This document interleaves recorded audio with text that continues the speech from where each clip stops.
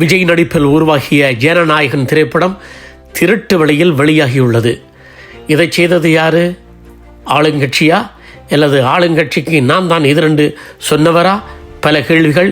இருப்பினும் கலைஞர்கள், நடிகர்கள் கண்டனம் தெரிவித்திருக்கிறார்கள்.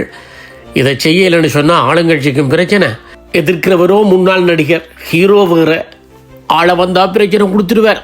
எத்தனை பக்கம் பயமனா சாமியோ. இது இவ்வாறு இருக்க, நீளிரா திரைப்படம் பல பிரபலங்களாலும் இயக்குநர்களாலும் பெருமையாக பேசப்படுகின்றன. அது மட்டுமன்றி ஆனந்த விகடன் என்கின்ற பத்திரிகை, அந்த பத்திரிகை 100க்கு 50 வழங்கியிருக்கின்றது. அமைதிப்படை என்ற போர்வையில் வந்த அமைதிப்படை மக்களுக்கு கொடுத்த அவலங்கள், துன்பங்கள், துயரங்கள் என்பதனை கண்முன்னே நிறுத்தியிருக்கின்றார் சோமீதரன் எனும் இயக்குனர் கார்த்திக் சுப்ராஜ்.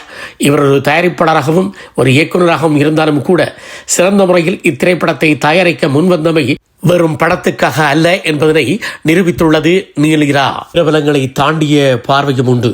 நீளிரா என்பது ஒரு சாதாரண திரைப்படம் அல்ல, அது உணர்ச்சியின் அனுபவம். ஈழத்தமிழர்கள் எதிர்கொண்ட அச்சம், நிச்சயமற்ற வாழ்க்கை மற்றும் உயிர் தப்பிக்க வேண்டிய அவசர நிலை, ஆழமான காட்சிகள் அந்த காட்சி மூலம் விவரிக்கின்றது.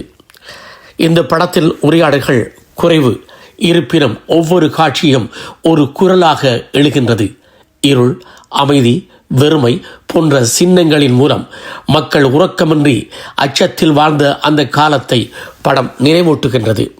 தயாரிப்பாளரின் பார்வையில் நீளிரா என்பது ஒரு கலைப்படைப்பு மட்டுமல்ல, அது ஒரு இனத்தின் வேதனை, உலகுக்கு உணர்த்தும் முயற்சி, பார்ப்பவரின் மனதில் நீண்ட நேரம் பதியும் ஒரு மௌன குரல்தான் இந்த நீளிரா என்கின்ற திரைப்படம்.